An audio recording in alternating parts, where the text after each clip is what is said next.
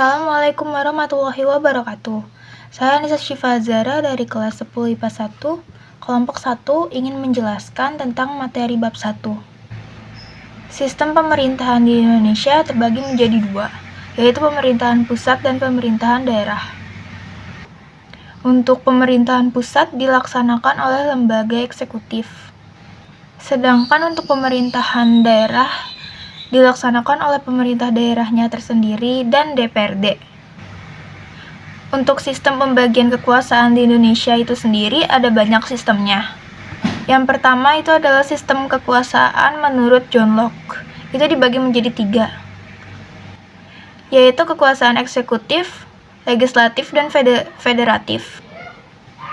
Sedangkan menurut teori Montesquieu itu ada kekuasaan legislatif, eksekutif, dan yudikatif. Dan teori Montesquieu ini diberi nama trias politica. Untuk konsep pembagian kekuasaan di Indonesia itu dibagi menjadi 2, yaitu dengan secara horizontal dan vertikal.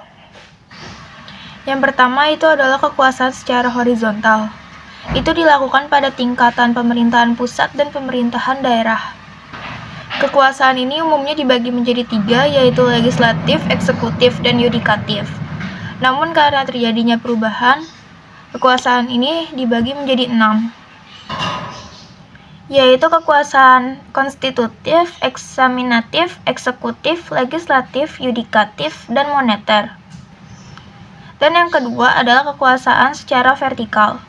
Kekuasaan ini dilakukan pada tingkatan pemerintahan pusat dan pemerintahan daerah, khususnya provinsi dan kota. Sekian materi yang bisa saya sampaikan. Untuk materi selanjutnya akan disampaikan oleh teman saya. Nama saya Aulia Rahma, kelas 10 IPA 1. Tugas dan kewenangan Presiden yang sangat banyak ini tidak mungkin dikerjakan sendiri. Dalam melaksanakan tugasnya, Presiden Republik Indonesia dibantu oleh seorang wakil presiden yang dipilih bersamaan melalui pemilihan umum, serta membentuk beberapa kementerian negara yang dipimpin oleh menteri-menteri negara. Keberadaan Kementerian Negara Republik Indonesia diatur secara tegas dalam pasal 17 UUD Negara Republik Indonesia tahun 1945 yang menyatakan 1. Presiden dibantu oleh menteri-menteri negara. 2. Menteri-menteri itu diangkat dan diberhentikan oleh Presiden. 3. Setiap menteri membidangi urusan tertentu dalam pemerintahan. 4. Pembentukan, pengubahan, dan pembubaran kementerian negara diatur dalam undang-undang. Keberadaan kementerian negara juga diatur dalam sebuah undang-undang organik, yaitu Peraturan Presiden Republik Indonesia Nomor 7 Tahun 2015 tentang Organisasi Kementerian Negara. 2. Klasifikasi Kementerian Negara Republik Indonesia. Jumlah kementerian negara dibentuk cukup banyak. Hal ini dikarenakan urusan pemerintahan pun jumlahnya sangat banyak dan beragam. Kementerian Negara Republik Indonesia dapat diklasifikasikan berdasarkan urusan pemerintahan yang ditanganinya. A. Kementerian yang menangani urusan pemerintahan yang nomenklatur. 1. Kementerian Dalam Negeri. 2. Kementerian Luar Negeri. 3. Kementerian Pertahanan.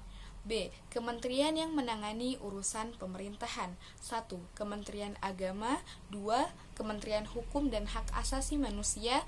3. Kementerian Keuangan. 4. Kementerian Pendidikan dan Kebudayaan. 5. Kementerian Riset, Teknologi, dan Pendidikan Tinggi, dan seterusnya. Assalamualaikum warahmatullahi wabarakatuh. Saya Zahwa Zafira Putri dari kelas 10 IPA 1. Di sini saya akan melanjutkan materi tentang klasifikasi kementerian negara Republik Indonesia. Yang C, ada kementerian yang menangani tentang urusan pemerintahan dalam penajaman, koordinasi, dan sinkronisasi program pemerintahan. Jadi di sini ada 1, yaitu Kementerian Perencanaan Pembangunan Nasional. Yang kedua ada Kementerian Pariwisata. Yang ketiga ada Kementerian Badan Usaha Milik Negara dan lain sebagainya. Dan di sini ada Kementerian Koordinator yang terbagi menjadi 4 bagian. Yang pertama ada Kementerian Koordinator di bidang politik, hukum, dan keamanan. Contohnya yaitu Kementerian Pertahanan, Kementerian Luar Negeri, Kementerian Dalam Negeri, Kementerian Hukum dan HAM, dan lain sebagainya.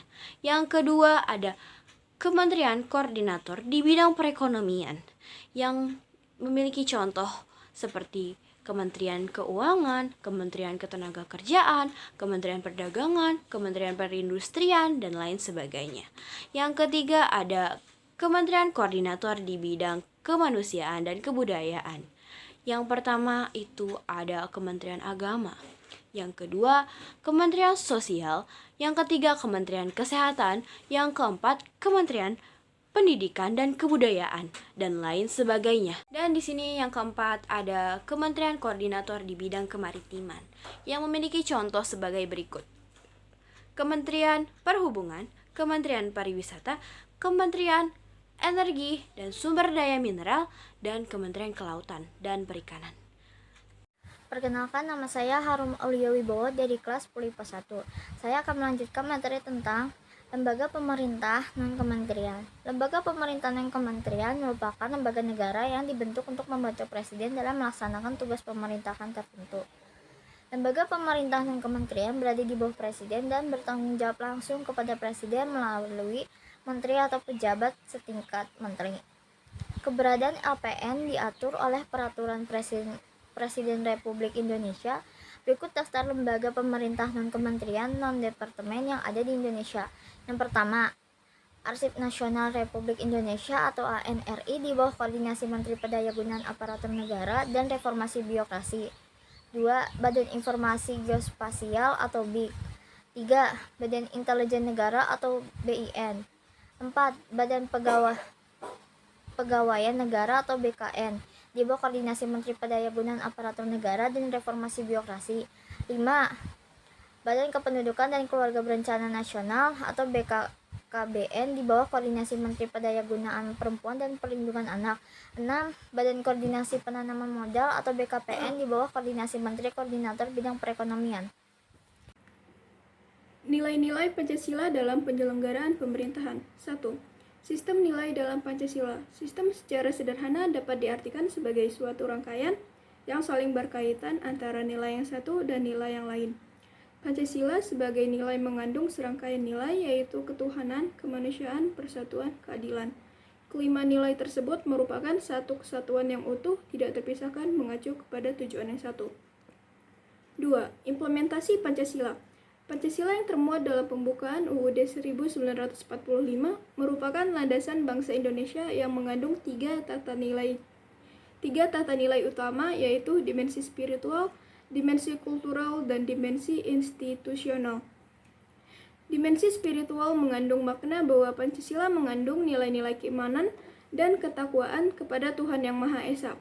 Dimensi kultural mengandung makna bahwa Pancasila merupakan landasan falsafah negara pandangan hidup bernegara, dan sebagai dasar negara. Dan dimensi institusional mengandung makna bahwa Pancasila harus sebagai landasan utama untuk mencapai cita-cita tujuan bernegara dan dalam penyelenggaraan pemerintahan.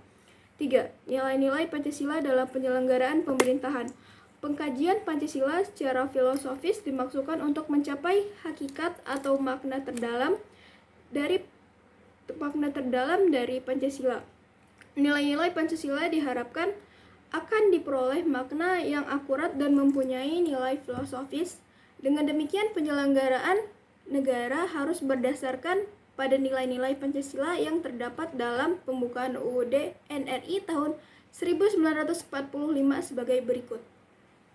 Assalamualaikum warahmatullahi wabarakatuh. Perkenalkan, nama saya Miskana Fahmidah dari kelas 10 IPA 1, ingin menjelaskan materi bab 1, yaitu nilai-nilai Pancasila dalam penyelenggaraan pemerintahan negara.